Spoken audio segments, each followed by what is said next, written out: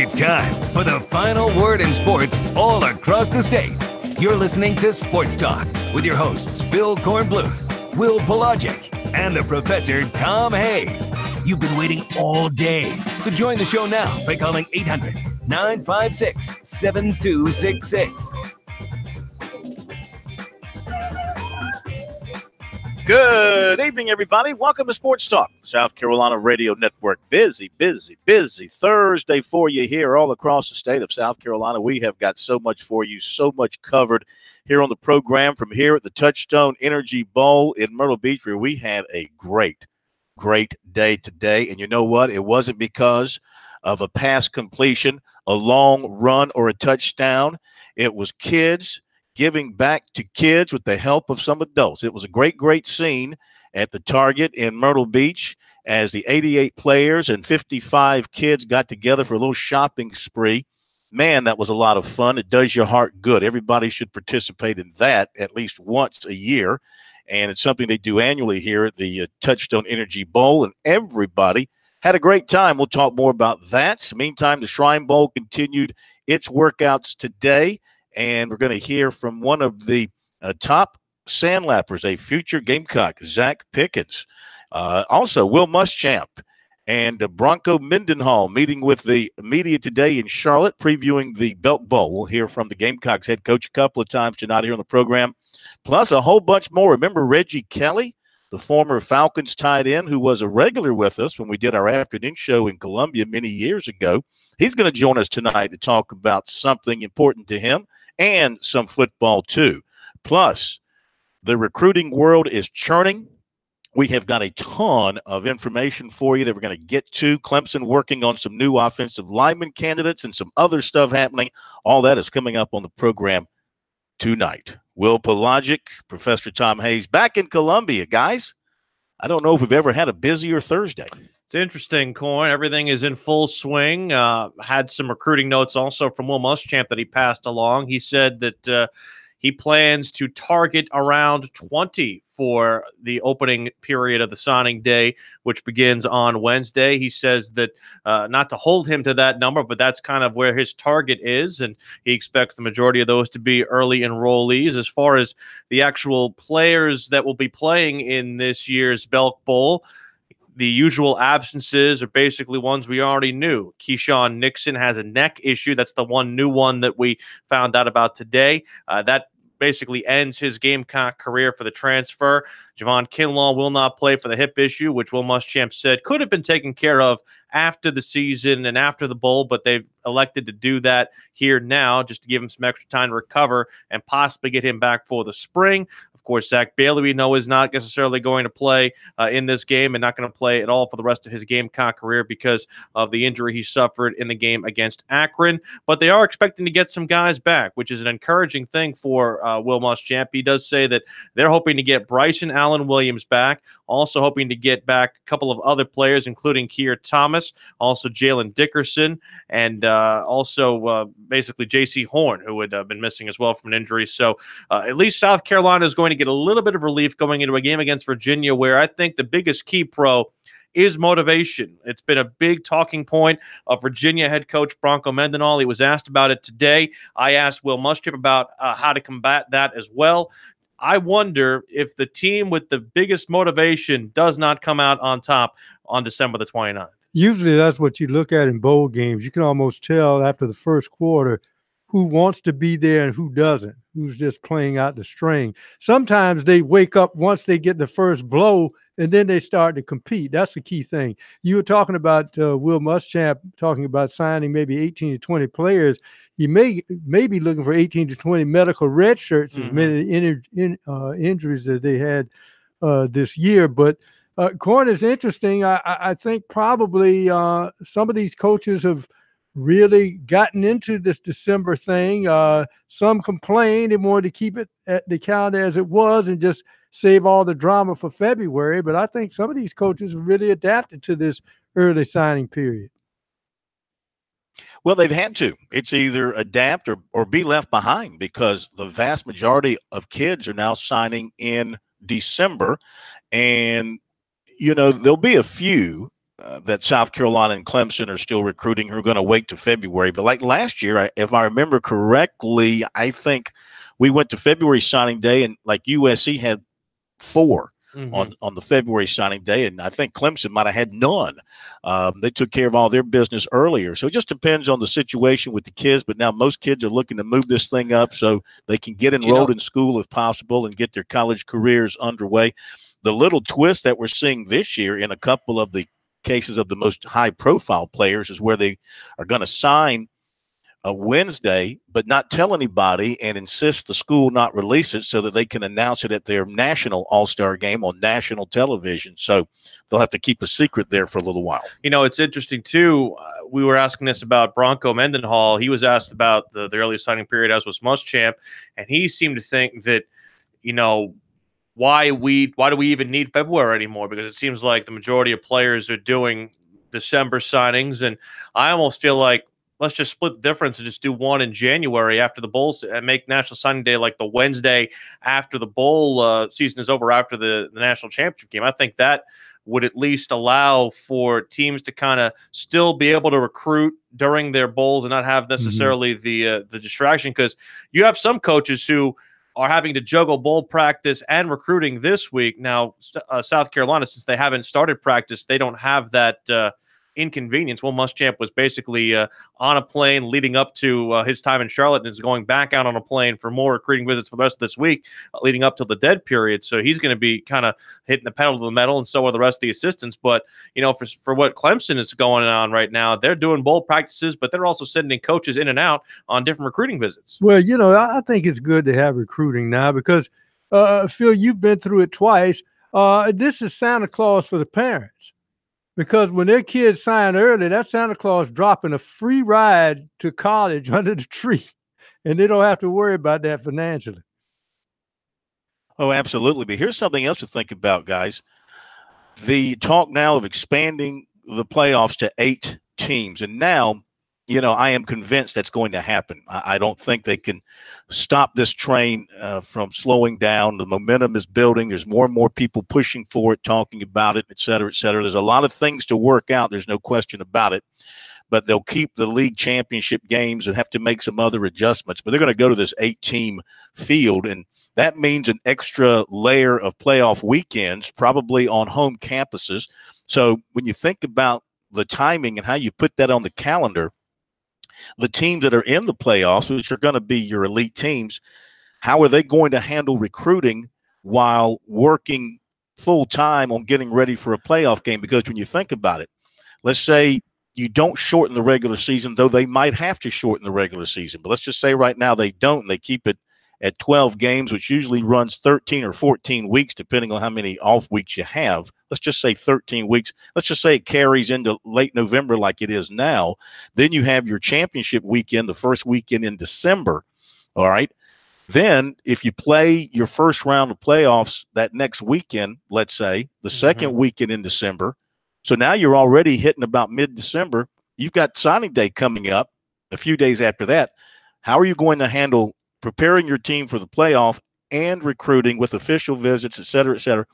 They may have to relook at everything here involved if they expand the playoffs and further change the recruiting calendar to fit those major teams that are going to be involved. That's why I told you split the difference and have one day in January, whether it's the week after the national championship game, if you want to allow them for another week, just to allow teams to that are not in the national championship game to basically recruit the week of the championship game and then have the dead period there that ends. I mean, it's the way that it's currently constituted does not make an 8-team playoff feasible to have those two things mingling back and forth. But the one thing I will say is that earlier, in my opinion, is better for these coaches and for these players rather than dragging all the way out to February. Well, the interesting thing is obviously you're going to have 4 bowls still, but those are either in domes or warm weather cities. Now, if you have the first game, say, on a campus, you may be dealing with the elements. Like a Southern team may have to go up to Michigan in the dead of winter. That would be kind of interesting, wouldn't it? Be cold. Promise you that. All right, back in a moment.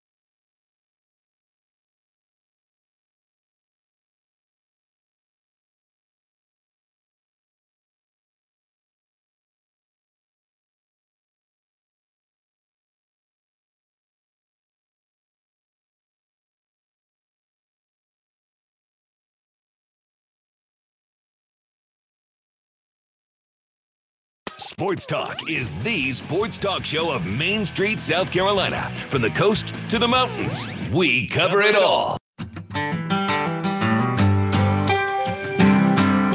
It is Sports Talk, South Carolina Radio Network. A couple of more notes from what Will Muschamp had to say that is not included in our sound that we'll bring to you. Very encouraging news about the new football operations building, which will open officially on January the 7th. It's actually completed basically all together. They said it was going to be completed by December, and people have already kind of gone through it and seen the finished product, but they do not want to at least try to go through the process of moving people inside that building until after the season is over, until also the players report back in early January. So January 7th will be the first day that actual facility is open for the team to be able to use and have the offices moved in, and they'll try to create and streamline all that process once the season ends after the Belk Bowl. South Carolina will begin practice on Monday here in Columbia. They'll practice through Saturday, so they'll get themselves kind of a full week in Columbia and then take off traveling to Charlotte on Christmas Day, practicing at Charlotte Latin Academy the 26th and 27th with 2 game week-like practices there. They'll have the full game plan done by the time they leave Columbia next Saturday, and then they'll have a walkthrough on the day before at Bank of America Stadium on December the 28th in advance of the December 29th game. Will Muschamp speaking today in Charlotte along with Bronco Mendenhall in a joint press conference. We had an opportunity to ask Will Muschamp for the first time to address Deebo Samuel's departure, and both coaches go into detail about their thoughts on the process and the new practice, basically, of players skipping their bowl game and going into their NFL preparations early. And also Bronco Mendenhall weighing in on the fact that his ACC squad gets to take on a school from the big bad SEC. Well, Shy can bump outside and play, but, we move Deebo around a lot in the slot in some different spots, and then we'll go through. We've got some guys that are certainly capable. A.J. Turner, Rico has been a returner for Shy's done some things for us, so we're looking forward to, giving those guys an opportunity, and appreciate everything Deebo did for the University of South Carolina. See your program up against an SEC competition. Yeah, I'm really excited about the matchup. We know about the SEC brand. I think all of us do through college football. And so many times what bowl games do is it gives a chance for comparison. And again, not only are you basically playing against a football program and a team, but you get a glimpse of what a style of play or what another conference might be. And so for us, as we relink our current performance to maybe past traditions and successes at UVA, it's the next chance to learn, discover, and then apply what we need to continue to grow our program. Next question. Over there, Jim. A couple of your players said the other morning that you told them that the hungrier team usually comes out ahead in a bowl. How difficult is it to assess the hunger of your team leading up to the bowl? Yeah, so I do stand by that. I think many times based on a team's perception of the game, and if it fits where they think they stand or what they deserve, sometimes that affects chemistry and motivation. And so in assessment, to me, the practice demand has a lot to do with that. And if a coach sets a high demand, you're able to see if the willingness of the team matches that, which then gives you an idea of what the mindset is going into the game. And so I would guess in this case, both teams, again, 8 looks better than 7, and the matchup is intriguing enough in itself. And there have been enough close games on both sides where one more would make a huge difference. So I think that'll be 2 really motivated teams, and I think a great matchup. What do you make of sort of the larger trend in college football players skipping the bowl games and sort of protecting? That's a young man's decision, and certainly we're going to respect that. And I think all situations are different, and obviously Deebo's got a very unique situation. And one of the things we talked to him about in coming back for his senior year was you need to be healthy. You need to show them that you can be healthy for an entire season, and he's done that. And so we wish him all the best. He's done an outstanding job for us, and appreciate him. I think I would agree with all the sentiments Coach just explained. One thing that I've brought up to my peers in the world of college football is possibly this idea, and it won't be necessarily widely welcomed or received, but these games are important to programs and to teams. And I like the idea of coaches staying with their teams through the bowl game. And so a lot of times there's changes and coaches leaving. I don't think that sets a great precedent for the team. So if the game is important, I'd like to see coaches stay and coach their team. And if a coach leaves to take another job, I think that sets the standard maybe for players then saying, well, then maybe I can move on as well. That's not to discourage or not say that I don't promote the advancement for these kids. But as coaches, it would make sense to us and to me to stay with our team all the way through a game. Now, for the sake of context, Bronco Mendenhall was hired as Virginia's head coach on December 4th, 2015, and still did coach in the 2015 Las Vegas Bowl, which was played on December the 19th. So he was able to split that, and he is a man of practice, not just what I preach, but what I do. So, I mean, that's an interesting spin on it, Corn, that I think subconsciously we all kind of thought of, but I think Mendenhall is one of the first people to actually step out, put his neck out there, and vocalize it. Well, I do not disagree with him from that standpoint. I don't like when coaches take jobs and leave their team high and dry for a bowl situation. I mean, I understand they want to get the jump on the next place, but we saw last year the coach, Scott Frost, who took the job at Nebraska. If I'm not mistaken, he stayed back and coached Central Florida. He did. He just had to juggle two jobs at the same time. It's been done before. Others have done it, and I think that should be something a coach should do is stay if he decides to take another job. Now, I do differ a little bit in the approach in that, a coach is an employee. He has a job and he's earning money for his family. And, I don't consider playing college football a job. That's my approach to it. I don't see it as a job. Are we still with Corn, or do we lose Corn? From that standpoint, it's preparing you for a chance to get a job, but it's not a job like a coach having a job per se. That's just how I look at it. But I do think that head coaches should finish out one job completely, if it's including a bowl game, whatever the case may be. I think they should finish that out before they move on to the next one. Rid of me this, though. I mean, think about a guy who is changing jobs right now, Scott Satterfield, who's going to Louisville. He's getting flack for basically telling people at Louisville that or at least telling recruits at Louisville that he's not going to honor their scholarship because of the fact that they were recruited by the previous administration. I think he's getting unfairly criticized in that regard, because if I'm someone going into a new job, I don't want to be responsible for guys I didn't recruit. In my opinion, I think that's wrong for him getting that flack. Yeah.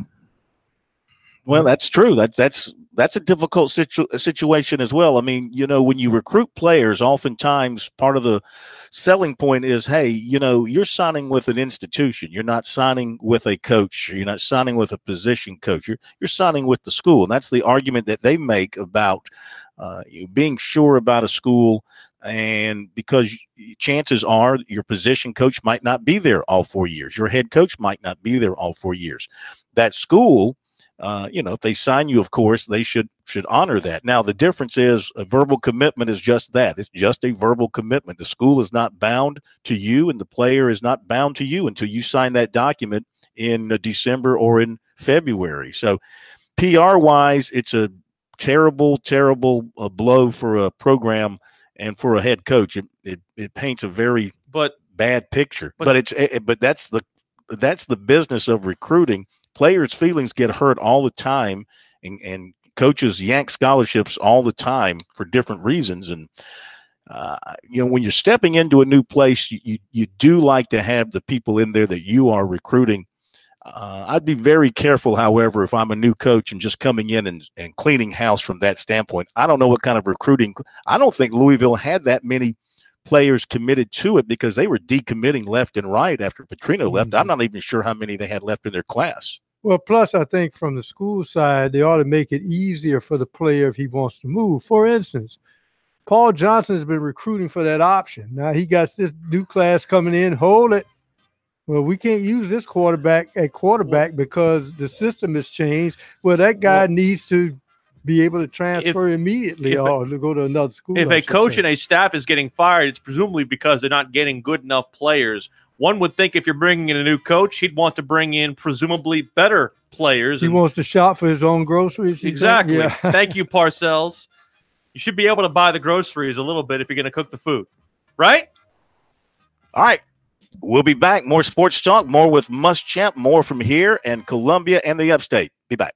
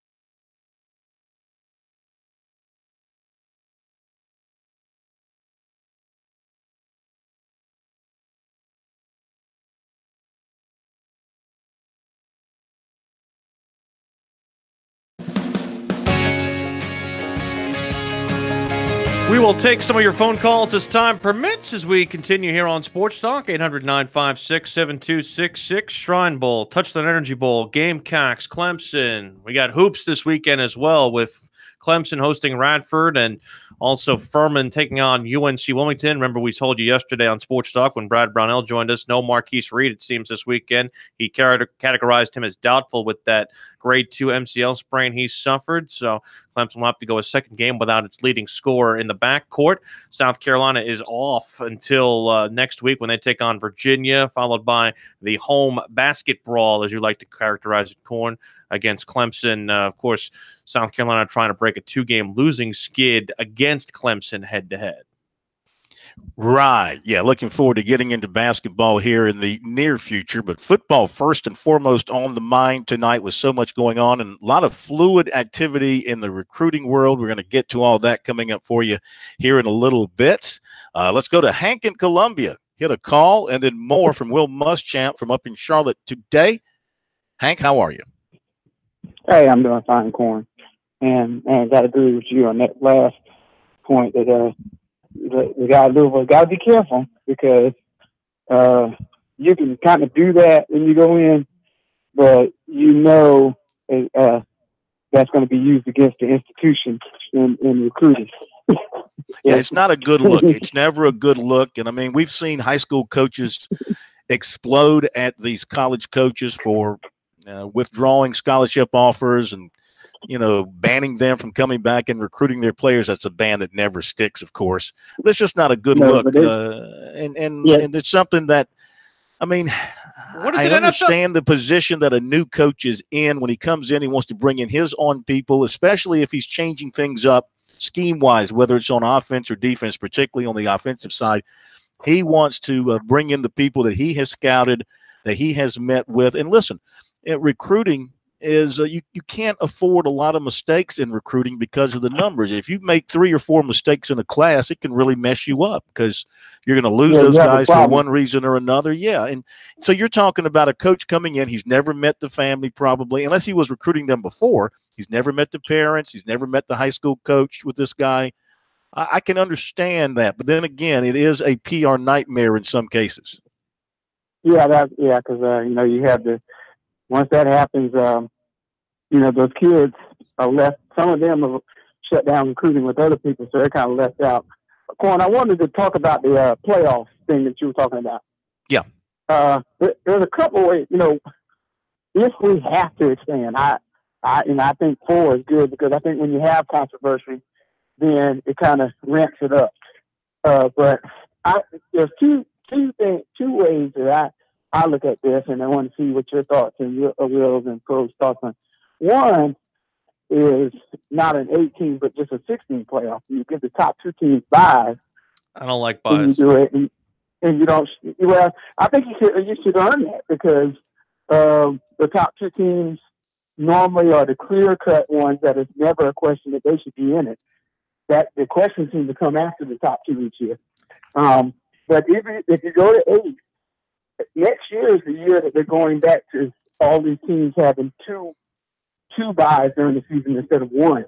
Yeah. So if you went to 8, you can go back to the 1 buy system, using that week to move the games up a week, and then that kind of gives you your week after your championship games to go ahead and get that first round of games out on campus, and then you keep your bowls, and you'll practically be on the same schedule.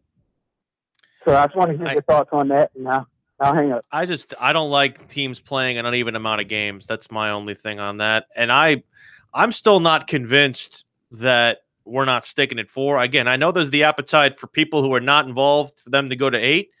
I just, like you said yesterday, Corn, I just don't know if, they're going to overrule Grand Poobah Greg Sankey, because Greg Sankey likes 4 and Bill Hancock likes 4. And the people who hold the biggest keys at the table are those 2 gentlemen. Well, what I like to see them do across the board is play more conference games, eliminate these money games for the FCS teams. And if you have to subsidize them in some form or fashion because you're you're so greedy as an FBS team and you're making all this money, then subsidize them in some form or fashion if you want to try to help out your little brother in college football. But I think people are growing weary of these games, and I think you can eliminate those. If I'm not mistaken, the reason we're having 2 off dates this coming year is just because of the way the calendar is. Yeah, it's a calendar issue. It's not an every year thing. It just depends on how the calendar falls. So we've had this before. Yeah. Happens like once every 4 or 5 years. Yeah, exactly. So I would like to see them. I know the SEC's against expanding their conference schedule to 9 games. I think the ACC's been against that as well. But I would like to see it. I'd like to see almost round robin if possible. I know you can't get that in with some conferences, but I'd like to see them play at least 9 or 10 conference games to make more games important. And that also would help you create a truer division champion and then perhaps a truer league champion. And then you move forward with the league champion getting into the playoffs if they expand it to the 8-game format. Here's the problem with getting 8-team format. Getting rid of the bye games, BUY games, is that, and this is the most ironic point of all, the FCS schools like getting the money. That's the thing. They like getting their brains beat in and getting the check cut at the end of the day. Well, not necessarily. Not when you talk to the coaches. I mean, in fact, I was talking to a coach today from an FCS who had been with an FCS program, and I mean, it was ridiculous what they had to go through, the teams they had to play, and they never even saw the money trickling down into the football program. There was an in-state program. I forget who it was.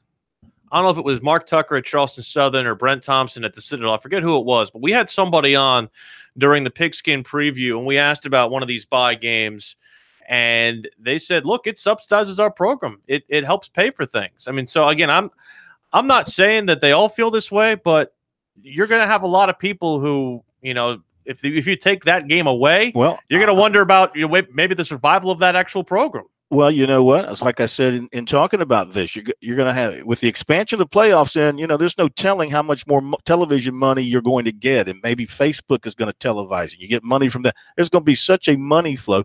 Then create a slush fund for the FCS programs and help subsidize them to make up for it, because it's you got to cut something. You're not. You just can't keep adding games. You're going to be running into exam schedules. There's all kind of issues that have to be settled here if you expand it to another week for the playoffs. What if you just leave it the way it is? Yes. Well, I don't think they are. That's my whole contention here.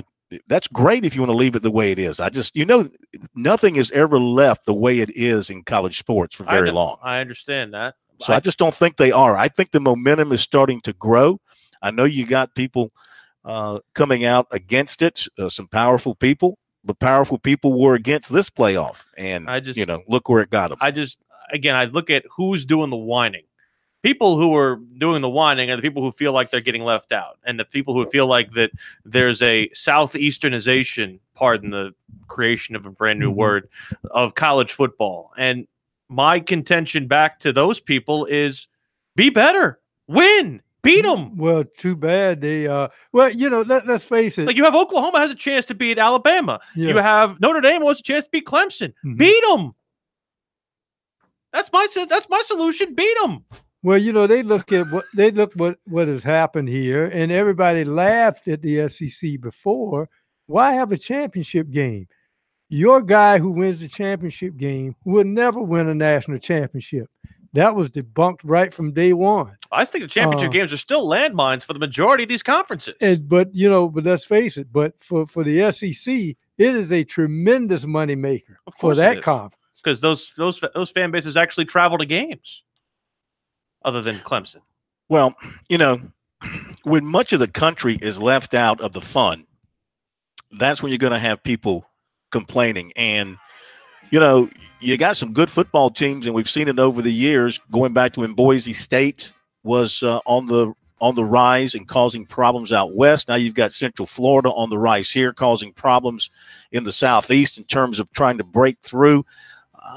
Look, I mean, they're as much a part of college football in terms of their participation and fan interest as some of these other teams in the Southeast and the Big Ten and the Big 12. And I mean, you're excluding them for no other reason than the fact that they're not a part of those other leagues.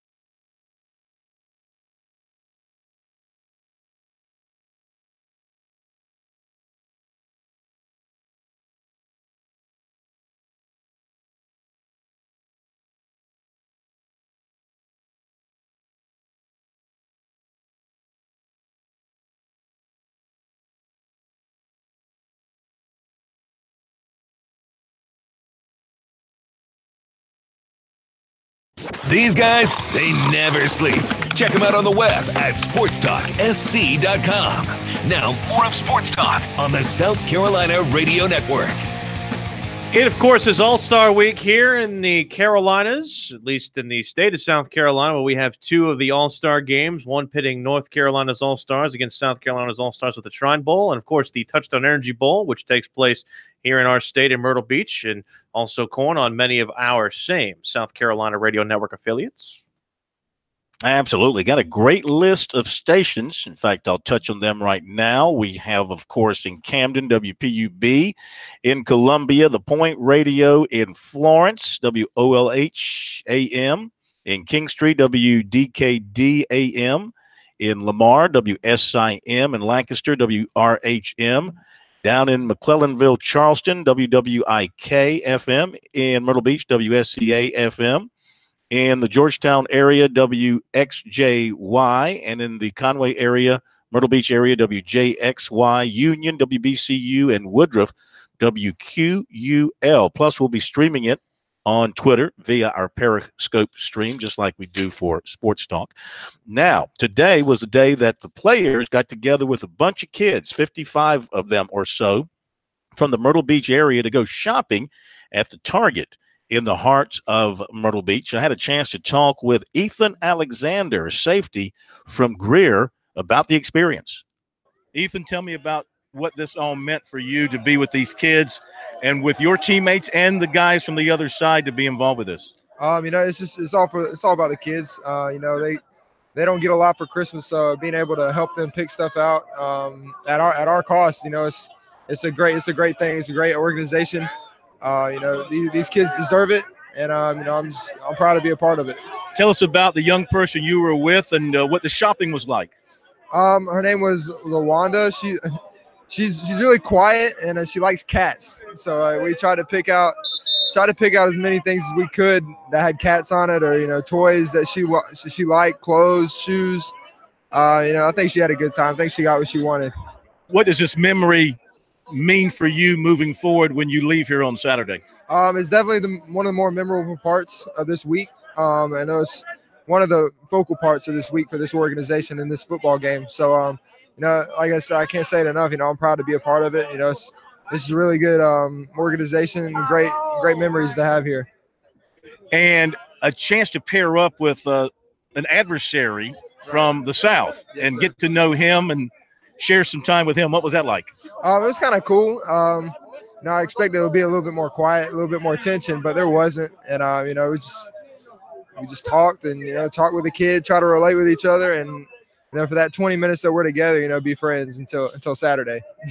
And to get a little break from football, though I know you're headed back out to practice here, light practice, but just to get away from football for a little bit and spend an hour or so, a couple of hours with these kids eating and shopping. What was that like for you? It's a good little break, because we have been playing football. At the end of the week, we would be practicing football for 20 hours. So, this 2-hour break that we have to spend with the kids and spend with each other is nice.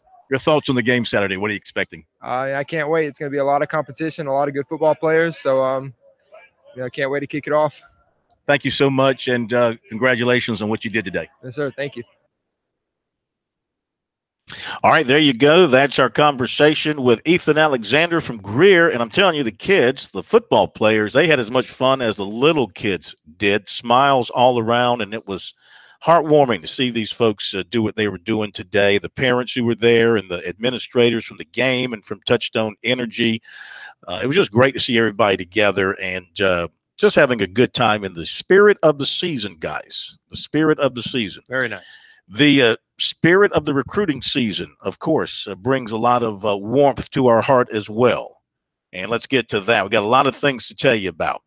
First of all, Greenville offensive lineman Jimmy Fritsch went to Clemson this afternoon for an unofficial visit. He confirmed those plans to us earlier today, and he went into the visit to see Clemson. The Tigers showing more and more interest in him now, and he did not have an offer going in, and we're waiting to reach him. He was going over there about 2:30 or so. We'll find out from him perhaps later on how that visit went. He has taken officials to Connecticut and Syracuse and is scheduled to visit Nebraska this weekend.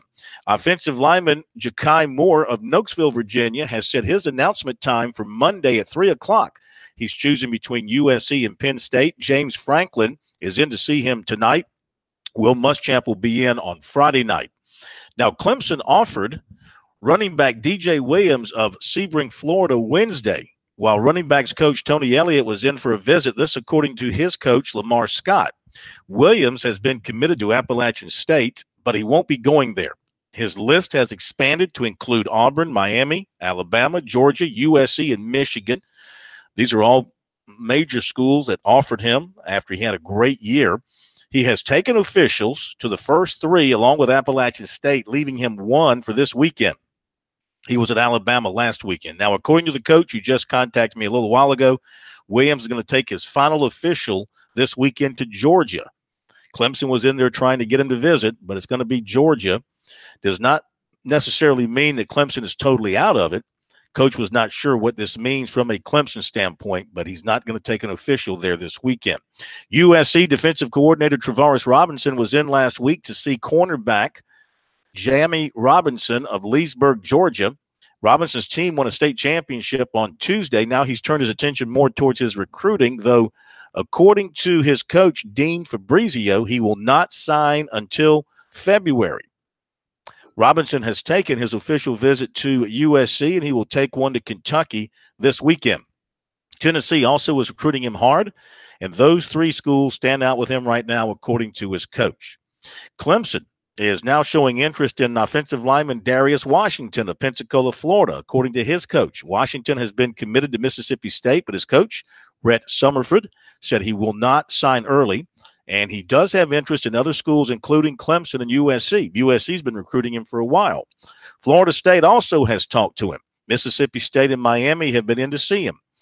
Summerford said he was contacted by a Clemson offensive line coach, Robbie Caldwell. Caldwell has been in to see Washington and has followed up with calls.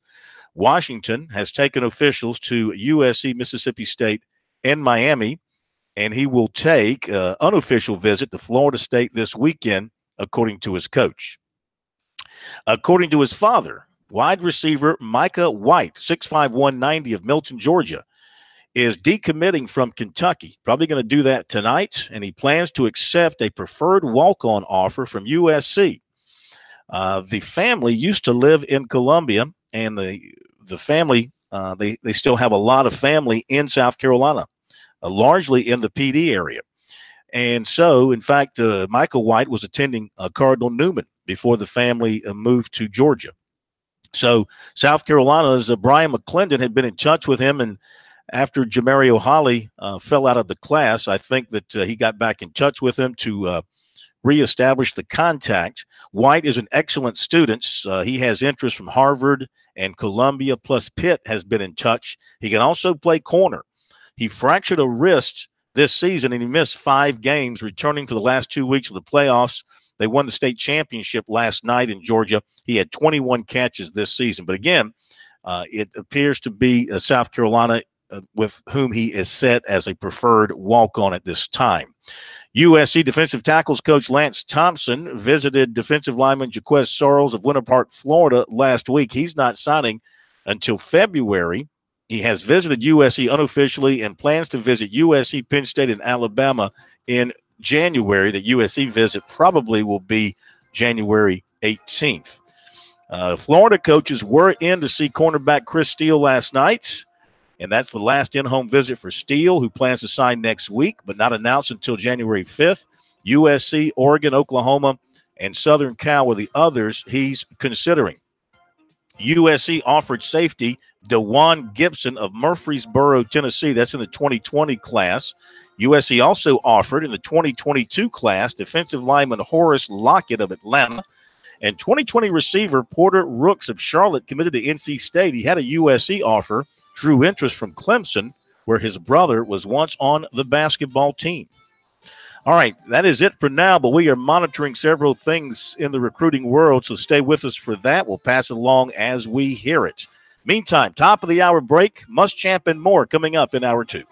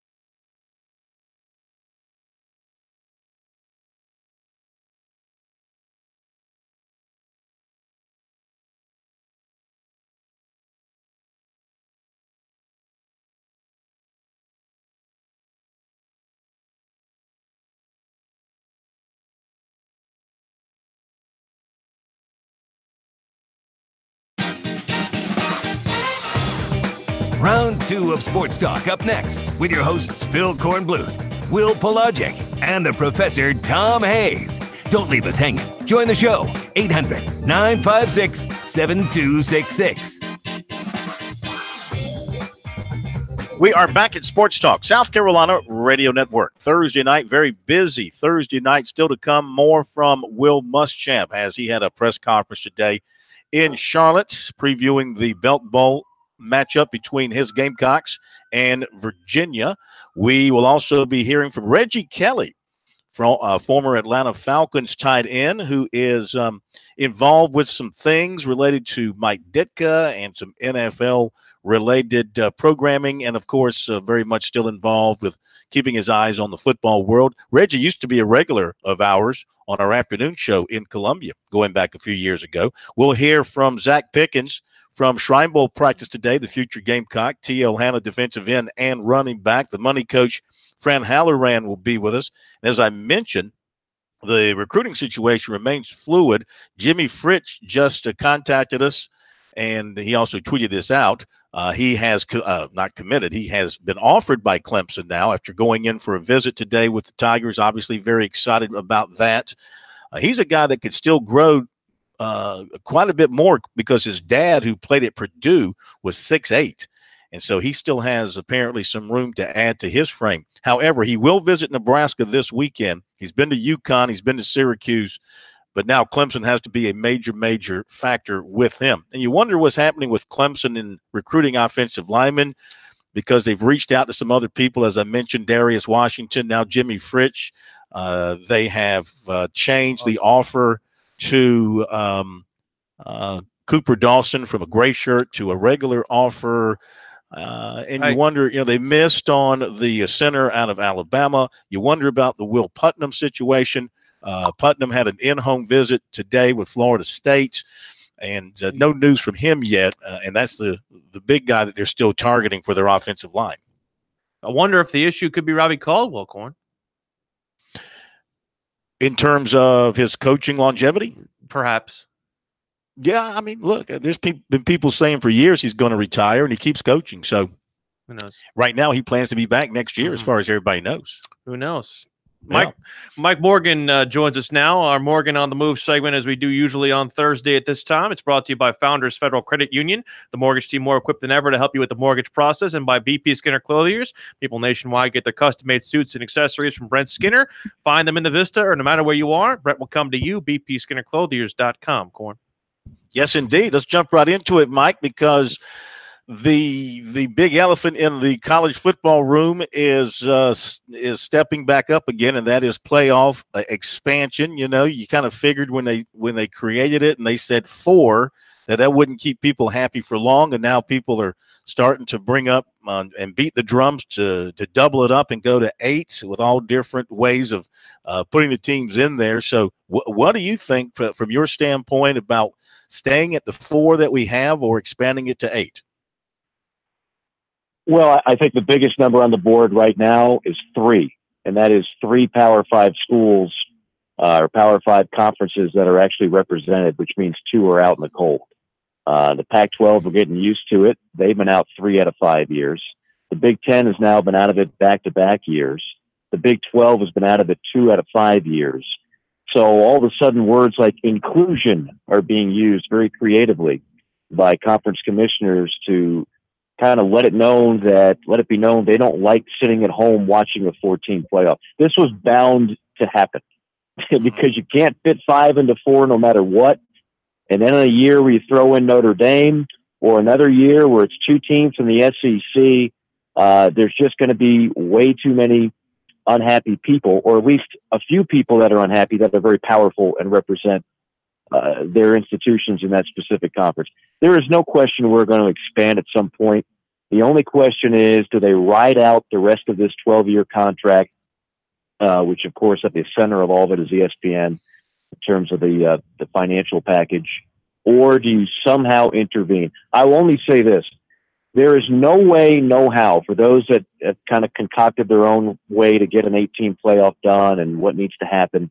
No way, no how the SEC will ever get rid of its championship game, nor should they. So if you're going and you're getting on the old napkin at lunch of how an 18 playoff should and will work, don't think that you're going to eliminate every championship game, because the SEC game is not going anywhere. You know, that's a great point. Certainly, I don't think that it will. But I think part of the problem here, and you mentioned the teams that are being left out, the conferences are being left out, but you wonder, too, if the public will eventually grow tired of seeing the same schools in the playoffs every year. Because let's face it, let's look at the 4-team field for next year.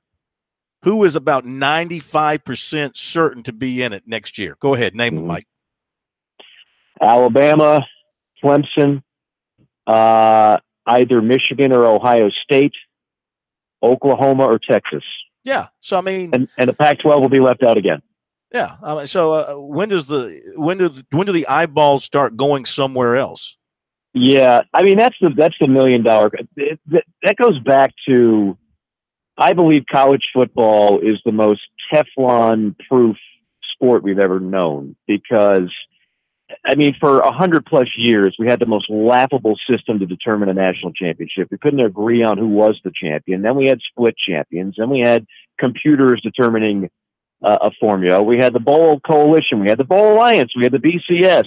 All these things just made a mockery on how to determine a title. Your average Little League director in Podunk County could have come up with something better. But yet, college football has never been more popular. And to your point, it's also never been more predictable in terms of what teams are playing, because for some reason, and you could probably do a whole show on this, the haves have never had a bigger advantage over the have-nots.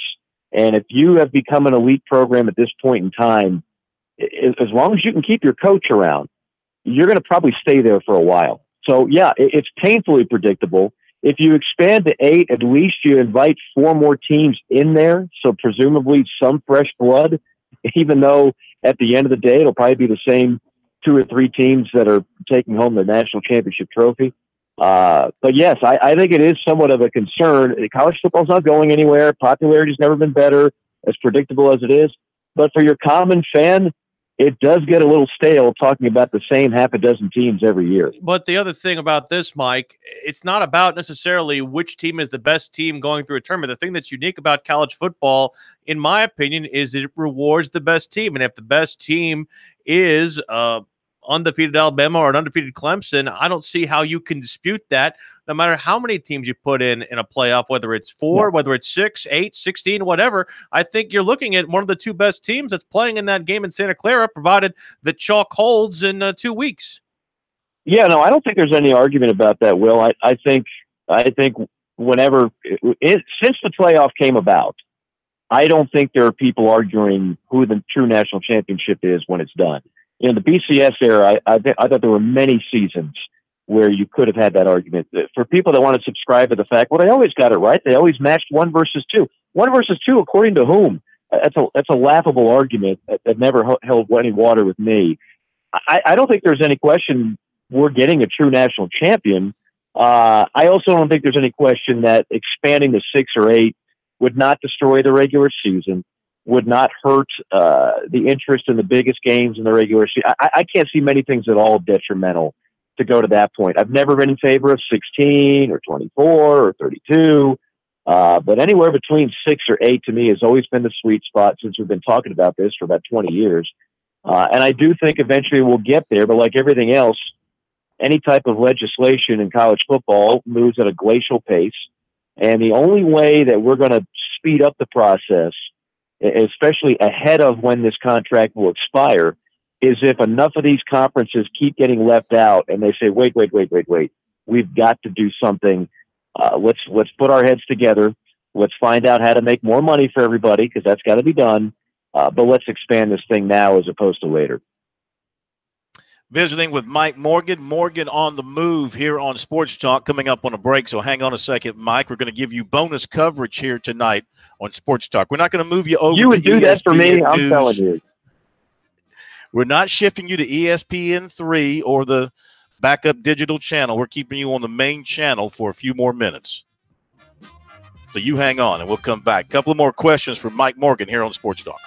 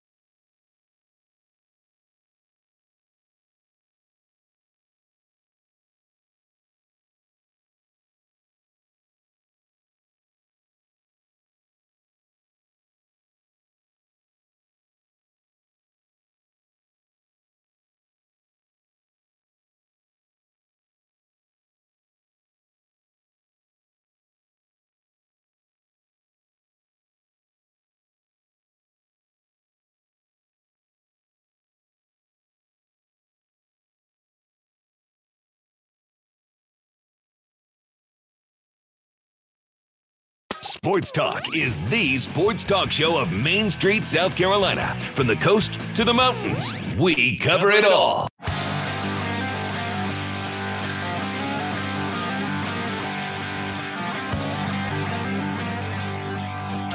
Okay, we're back. Sports Talk, South Carolina Radio Network. Mike Morgan on the move with us here for a couple of more moments, and then Will Muschamp, more from him coming up. But quickly, Mike, SEC basketball, I was thinking about this the other day and just looking at the quality of teams in the league thus far. This might be one of the best years in a number of years in terms of the depth of quality, especially at the upper part of the league with what Tennessee has been doing, what Auburn has been doing, Mississippi State. Kentucky's going to be there. That's a pretty solid top four, and others look pretty good as well. There's no doubt. I mean, last year was a landmark season, 8 bids. That was a new SEC record. I think we'll flirt with 8 again this year. Vanderbilt losing Darius Garland, Missouri losing Jonte Porter for the year. Those are detrimental injuries that might prevent one of those teams from getting there. But I've been a Rick Barnes guy for a long time. I've always said he's been playing chess when a lot of coaches have been playing checkers. He just does more with less. And for Tennessee to get him was a huge coup, and you're seeing the dividends now. There's no McDonald's All-Americans on that team. There's a lot of guys that were 2-3-star guys that turned into incredible players, and they're the best team. They beat Gonzaga. They played with Kansas down on the wire. Them and Auburn, to me, that's your top line. Then you've got Kentucky, Mississippi State, LSU. That's your 2 line. And then you got teams like Florida and Alabama. I'm just kind of figuring out where exactly they are at this particular time. I'm sure I'll let somebody out there. But it's a loaded league, which is why if you're a South Carolina, I think it's good to play this challenging slate. I'll be very curious to see how they do against Virginia at home. I'll be up there to call the Carolina-Clemson game shortly thereafter. Be very curious to see how that matchup winds up and see if they can kind of figure things out. I think they're still trying to learn who their guys are, who they're going to for scoring in certain situations. Silva needs to be motivated. All those things are things you got to wrap up and figure out by the time you get into conference play. Yeah, Mike, it's interesting you would say that because I wanted to talk about that ball game as well. When you look at Rick Barnes and the way you describe Rick Barnes, you sound like you were describing Mark Few. And those two just had a classic chess match in that basketball game. There was no quarter given, and Tennessee had to work extra hard to win that game. Does a game like that, even though it gets lost in all of the football, what does it do to the SEC as far as the people taking credence to the basketball in that conference? I think the league kind of needed that, to be honest with you, because it was fresh off the heels. I think it was 24 hours earlier where Florida loses a close game at home to Michigan State, but they still lost. Kentucky loses a close game in overtime in a neutral floor to Seton Hall at the Garden, but they still lost. So, you want to wrap up some of those quality out of conference games while you can. You only get one other chance after the new year, and that's with the SEC Big 12 Challenge, which the SEC won last year, and that did a load of good in terms of credibility from the outside, in terms of people actually looking at this conference, not just great in football and baseball, but also being on a major uptick in basketball. So games like that, a Tennessee win over Gonzaga on a neutral floor, that does a load of good, not just for Tennessee, but for every other school in the league. And the coaches understand that. I guarantee you, Frank Martin's pulling for Tennessee right there. The other 13 coaches they were huge Rick Barnes fans that particular night. You're hoping Florida beats Michigan State. You're hoping Kentucky wins some of these out of conference games because it's only good for your cause if you're a bubble team at the end of the year. Mike, we'll look forward to talking with you next week and basically counting down to that Carolina-Clemson game, which you'll have the privilege of calling. Thanks for joining us. Will, anytime. You guys have a good one. That is Mike Morgan joining us here from ESPN and the SEC Network. Of course, the noted play-by-play man joins us every Thursday here on Sports Talk. All right, more from Charlotte. We had Will Muschamp and Bronco Mendenhall speaking both in a joint press conference to preview the Belk Bowl, which takes place 16 days from now. I had a chance to catch up a little bit with Will Muschamp one-on-one after that presser. We'll start practice on the 17th on Monday. Have 2 really training camp-like practices, really probably 3, and then start on Virginia that Wednesday. And then we'll break Saturday morning, and they'll have the 23rd and 24th off, and we'll meet at the bowl site the 25th. How much you guys would just come here? You don't have to bus up together? No, we're going to have some buses that will be coming from Columbia, but we'll all meet for a team meeting, and then we'll have some walkthroughs and go back some things mentally that night as far as for preparation for the practice the next morning. How much has your philosophy changed on that? Because it seemed like a while ago they would use their full 15 with practices, and now some teams like people are foregoing that. I think that again it becomes almost punishment to play in a bowl game if you got to practice 15 more practices. And at the end of the day, I want it to be a reward for the season that we had. Obviously, do we need to get the practice time in and practice? Absolutely. And we're going to get really good work. We're going to have from Monday to Saturday a great work week in Columbia. The entire game plan will be done by the time we get here to Charlotte. We'll brush things up on the 26th and 27th and have a walkthrough on the 28th and get ready to play the game. Bronco mentioned his team last year had problems with getting motivated for their bowl. How do you combat that as a coach? Well, it's another opportunity to play, and you only have so many. And so I know that I think, again, it goes back to culture of your organization, the leadership on your football team, which I think ours has been very good this year with the adversity we've faced and how we've continued to fight and play. Again, I think that a lot of that is gauged in how bowl practice is going. We haven't started yet, but I did think that our guys needed some time off after a long season. Do you have a breakdown, at least speculation on percentage what you expect to get next week as opposed to February? Well, yeah, I think, I don't want to don't hold me to it, but I would say in that 20 range, I would say right in that 20 range. And then we'll kind of reassess where we are. I'm like Bronco. I like the early signing date. I think it's beneficial for the recruiting calendar is so much more accelerated than it was. Guys are taking visits in the spring. Guys are making their decision. They're firm in what they want to do. They have all the information, and then you just got to wait till February for it. And some of them don't. Some of them are, different situations may arise, a coaching change, or maybe some different things that might have happened with a young man's recruitment, and he needs a little bit more time to make the decision. So that's fine with me. And so I would say in the 20 range, and then we'll kind of reassess from there. Would you expect the majority of those to be early enrollees? Yes. Yeah. Mm-hmm. Have you seen an impact? You mentioned battling the recruiting and time management thing with bowl practice. Have you seen a situation where that's difficult as far as, we might have a coach who's out this week trying to recruit and things of that nature? Well, we hadn't started practicing, so it really hadn't affected us, from that standpoint. But, it's a little different on Wednesday. There's a little angst in the air when you're sitting there waiting on the pictures to come in. We don't wait on fax anymore. They take a picture of the NLI and send it in. So when you're waiting on all those to come in and you say 7 o'clock in the morning and all of a sudden it gets 7:30, it gets 7:45, we got meetings starting, and I'm a little nervous in the meeting as you're sitting there checking your cell phone, which we don't have cell phones in our meetings except for on that day, and don't have cell phones at practice except for that day. So it's a little frustrating. I'd rather not have to deal with that, but that is what it is. That's Will Muschamp. How does that number, and I don't know if that counts from the Belk and Jamel Cook signings that already are on the team and count towards this class, but how does that number jive with what you're looking at, Corn? Yeah, pretty much falls right in line. I mean, we're looking at 19 for South Carolina right now, and that includes Belk, and that includes Jamel Cook, that includes Tyquan Johnson, player they signed last year and put in prep school. So they are looking at about 5 or 6 more spots that they can fill, and I think that they would certainly like to fill those spots with another offensive lineman, a couple of more defensive backs, plus another defensive lineman. They've got the guys that they want left on their board. Just a matter of closing the deal on these guys who are going to be signing early, and a few of the guys that they're still recruiting, of course, are going to wait until February and sign. And you said there was one other guy too that they might get this year, but backlogged to 2020, have him coming in the summer. Is that? Yeah. We're talking about Xavier Leggett, Right. the wide receiver from Mullins, possibly doing that, but he has not decided yet what he wants to do. He's got some other opportunities as well, but South Carolina right now is his biggest offer in terms of a Power 5 school. All right, we're going to hit a break here on Sports Talk. We'll be back. Reggie Kelly, the former Falcon, will join us here in just a moment.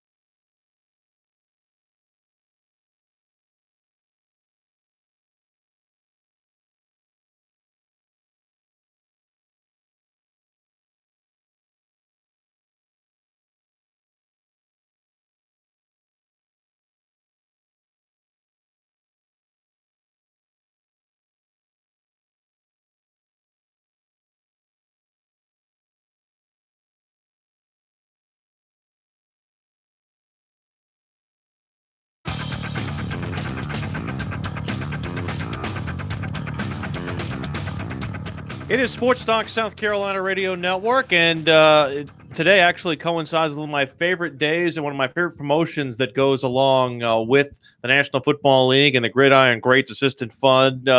Corn, I know you probably are surprised by the fact that I love pork rinds. And today is Pork Rind Appreciation Day. And we have someone who is not only near and dear to our hearts at Sports Talk, but near and dear to this Gridiron Great Assistant Fund to help us talk about that very day. Absolutely. Reggie Kelly, who used to be a regular with us on our afternoon show in Columbia, Sports Talk First Edition, joins us here on Sports Talk The Big Show. In fact, he used to come on this program as well from time to time. He's a former Mississippi State star. We're not going to hold that against him. And a standout in the NFL with the Falcons and the Bengals. But more than all that, the guy knows how to cook. And when you're talking football and food, there's no one better to bring in than Reggie Kelly. I still have your barbecue sauce, and I still use it. How are you, sir? Yeah, how you guys doing, man? I appreciate the opportunity to come on. It's been such a long time since we've gotten together and just chalked it up, just talk it up. A little football, a little food equals so much fun, guys. It is. It is. Well, tell us about the this thing with Coach Ditka and the Gridiron Greats and what he's trying to do with all that and how you are tying this all in with the Pork Rind Appreciation Day. Well, I tell you, man, Gridiron Greats is it's a great foundation, and this foundation is geared towards helping former NFL players that are in dire need. Me, as a currently retired NFL player, and as a currently retired NFL player, and also other current NFL players, we experience some great benefits through the CBA negotiation, but there are some players that played eras ago. They weren't fortunate enough to have some of the benefits that we have, and some of them have fallen on hard times. And so the Gridiron Greats Foundation is geared towards helping those players out financially, whether it's with a medical bill, even groceries, even utility bills. And I'm really grateful for the opportunity to partner with Gridiron Greats, and I'm also thankful to the great folks over at Rudolph Foods. They're giving for anybody that purchases a bag of their pork rinds underneath their umbrella, they're giving a percentage of sales back to Gridiron Greats. And so we're extremely excited for the opportunity to partner with them. And who doesn't love great pork rinds, guys? If you are a foodie and if you're from down south, you got to love some good pork rinds. No doubt. How else does Gridiron Greats raise money for its charity? What other areas do they dip into?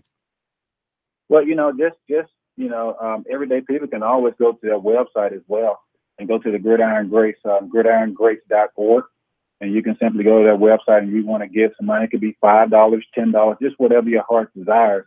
And they take a lot of donations from people all over the country that's looking to help out some of their famous stars, famous football players, some of their favorite football players that have fallen on hard times. And again, it's an organization that's near and dear to my heart. Some of these players that played years and years ago have been mentors to me and have helped me to become an NFL player and a guy after football to be an entrepreneur. So my hat's off to those guys, and I'm always looking forward to help out in any way that I can. Reggie, is there a particular former player that you are especially close to, who you are working with, or maybe multiple players who are kind of under your umbrella? Well, me and Billy White Shoe Johnson is a legend in this game of football, and Billy White Shoe Johnson did really great as far as playing on the game of football, did really great financially. So what we try to do, we just try to partner and go out in the community and help, those players that are falling on hard times. Some of the players, obviously, they don't want their names to be listed because it's some of them don't want to particularly, all of them don't necessarily want to be put in this particular situation. And so what we try to do is just come in as discreetly as we can just to try to help them out, not for any kind of fame or not for any kind of publicity.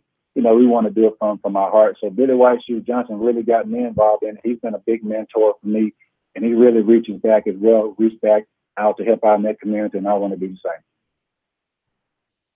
How much are you involved with things going on related to the concussion concern for NFL players, the head injuries, the long-term effects of that?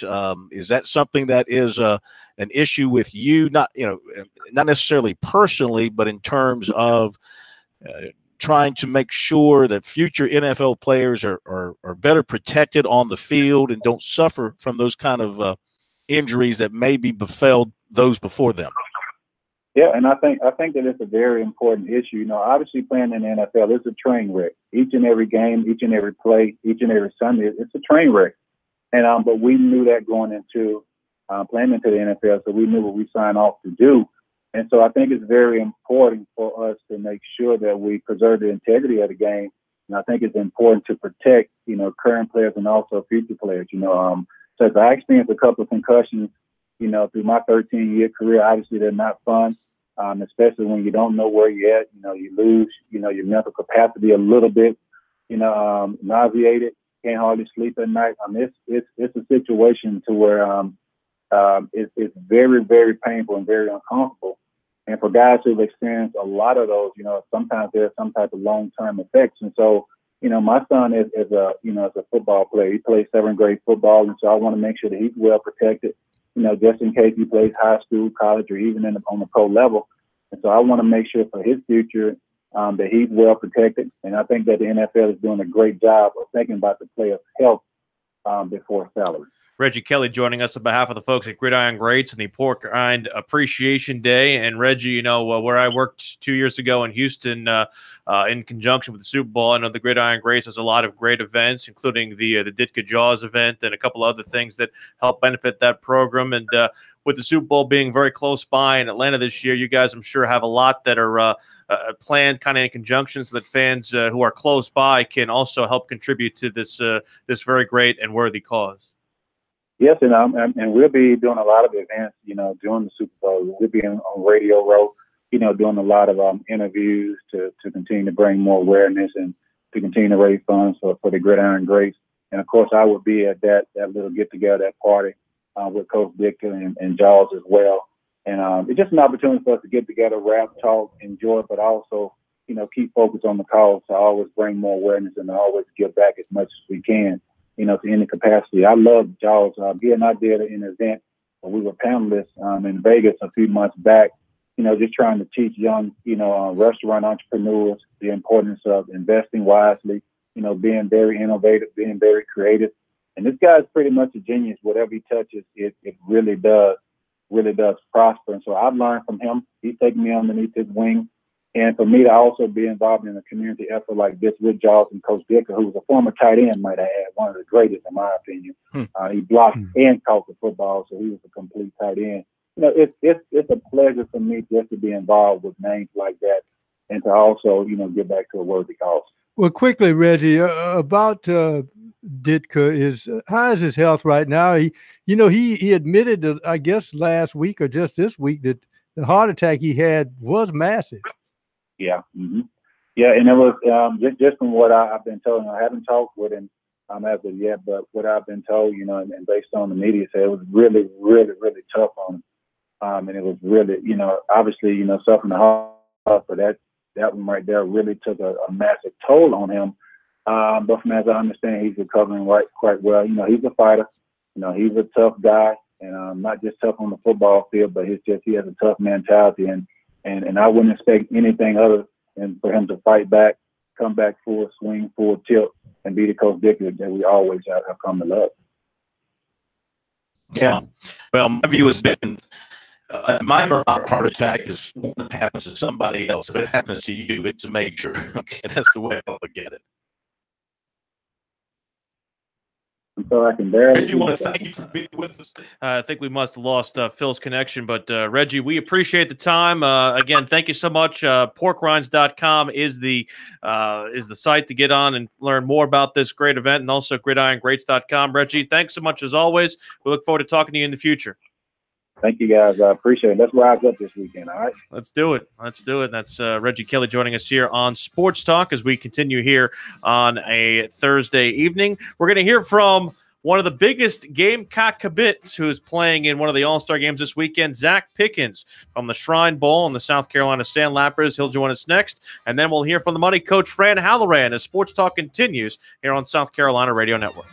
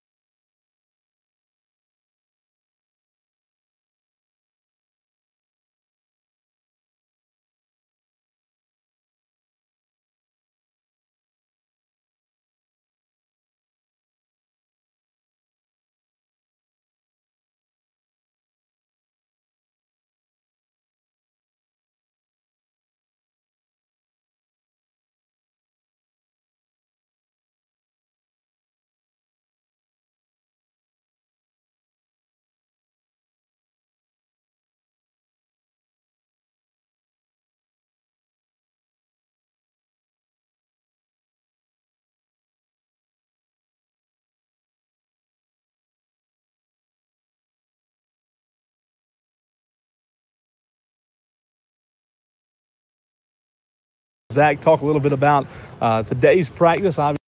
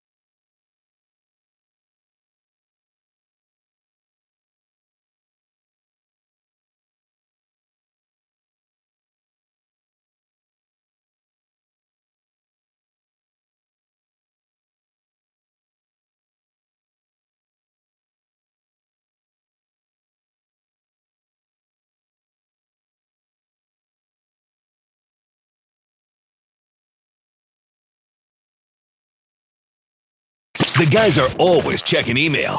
Send your comments or questions to talkback@sportstalksc.com. Now, more of Sports Talk from Columbia's Main Street.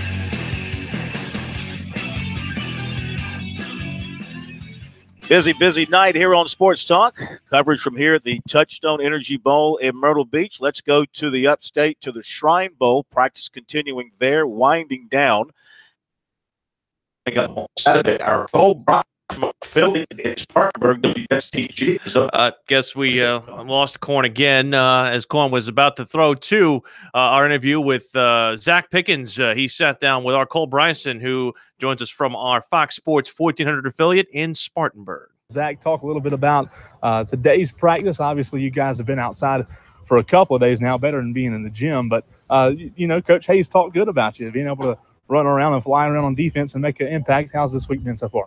It's been pretty good with us. I mean, been just trying to know what I'm doing because I haven't did it in any because I'm so used to Teal Hannah's, but it's been pretty fun. Well, talk about the difference. You mentioned it's different than what you did. My stance, used to being on all fours. Now I don't have to be on all fours, and the slants and stuff are mainly the same. But other than the stance, it's been pretty different. Do you prefer one or the other? I like to say something right now. Well, talk about being able to be coached by Chris Miller and Steve LaPrade, two great coaches here in South Carolina. And, you talk about the difference that you've been in this week and the different system, but what specifics have you seen this week that's different as far as you attacking the offense?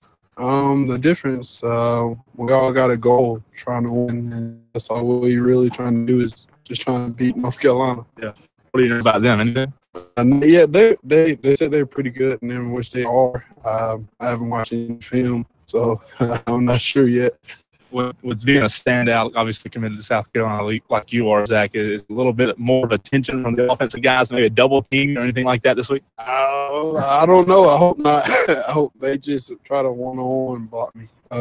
But I don't think it's been like that. Talk about what it's meant to be a part of the Shrine Bowl and visit, obviously, the hospitals and stuff like that this week. Oh, that was the greatest experience I ever saw, really. I didn't know it was people like that. And it actually did something to me. It didn't make me emotional, but it made me feel some type of way. Like, I'm not the only person that's feeling that or anything. They got it 10 times worse than I do. Every moment, don't take nothing for granted.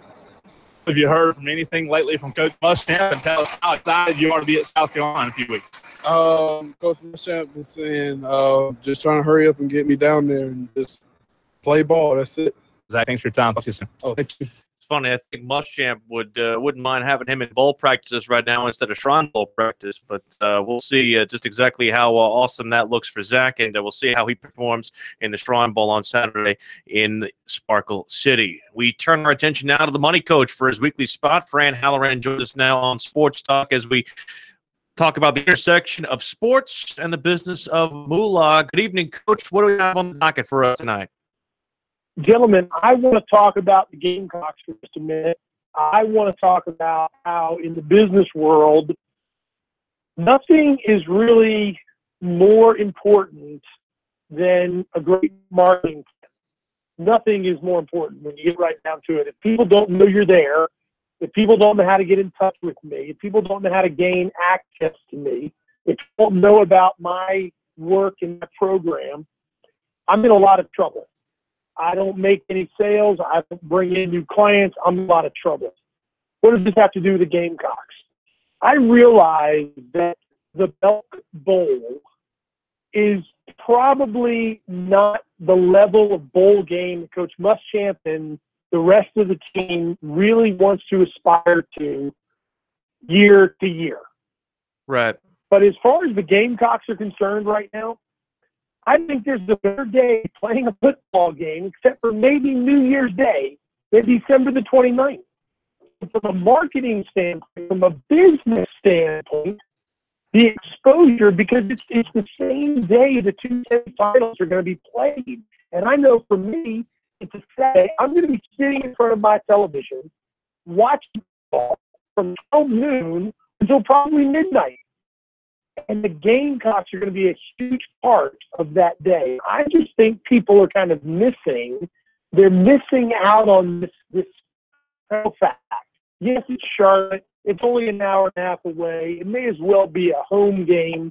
I'm sure the crowds will be fantastic.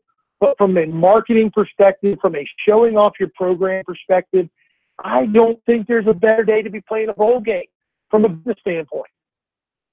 But yeah, what do you guys have to say about this? Yeah, I was about that question because the key to me was I thought probably because they are the appetizer before the Tuesday final games and coupled with the fact that it's on a Saturday, because I thought it was important that it was Saturday during a holiday period because more people would watch it. But then again, the gravy is the fact that you're actually the appetizer before the two biggest games in college football. I just don't think there could have been a better day, except for maybe New Year's. But New Year's, you know, there's so much on New Year's Day. There's so much on New Year's Day going on with football anymore. This day, Saturday the 29th, I think from a marketing perspective, from a business perspective, you couldn't ask for a better day to get your program's name out there. So it's a great point. They're kind of like the appetizer to the main courses. Well, I'd love to get your take on this, because you and I sometimes differ when it comes to these things, but I just don't think there's a better day for the Gamecocks to be playing. They lucked out from that perspective. But from the standpoint of where they sit, the one thing that I still think a lot of Gamecock fans kind of look at this and have a kind of just the fact that the fact that they're playing in Charlotte to begin next year. They played in Charlotte to begin last year. I think a lot of fans had their sights on a Florida trip, possibly the Gator Bowl, or even somewhere that it does not have as much familiarity to them. I talked to Ray Tanner today, and he happened to say that the bowl allotment sales actually are going quite well. He even said that they were confident that they might sell out of their 8,000 ticket allotment by the end of the day, and they're looking at around 18 to 20,000 fans from Gamecock zip codes, if you will, that are making the trip up. So that is at least an encouraging sign from South Carolina. But the one thing again that I look at is that I think the overall appetite right now, the fan base outside of the New Year's Six bowls and outside of the college football playoff, it's hard to get a lot of these fan bases about playing in bowls, especially if they're continually sitting in that 7 to 8 win, 9 win range. Well, and I think everything you've said is spot on. And I had heard from a friend of mine that it looked like ticket sales were going very well. I didn't know they were going that well. But if fans will simply just get a grip on reality and understand that what Coach Muschamp is doing is rebuilding a program from the ground up. And it takes time. And if fans will just be patient, I just don't think there's a better place for them to be performing in front of a large crowd than Charlotte this bowl season. I recognize people want a Florida trip. I recognize people want a bigger bowl. But good gracious, remember what this coach is trying to do. He is rebuilding a program. And from a business perspective, from a money perspective, nothing is more important than exposure when you're trying to get recruits interested. And if the Gamecock fan base shows up there in Charlotte and there's a huge sea of garnet and black, and fans see that, people are going to get excited about Carolina football on December the 29th. And they're going to remember they watched the Gamecocks before they watched Notre Dame, Clemson, Alabama, Oklahoma. Quick, money coach, plug your biz. 888-779-2557, Higgins and Halloran Financial Group. We're here to get you intentional with your money. Thank you, gentlemen. Have a great evening. We'll talk to you next week. The other point is he's right about the recruiting, because people have to look at their maps and realize that South Carolina is the largest big-time football school to Charlotte. Everybody talks about the North Carolina schools, but they're further away than South Carolina is. That's it for tonight. We will all reconvene for the pro as well when we return tomorrow on many of these same affiliates. Our 30 stations strong. Sports Talk, South Carolina Radio Network. Will Pelagic saying so long.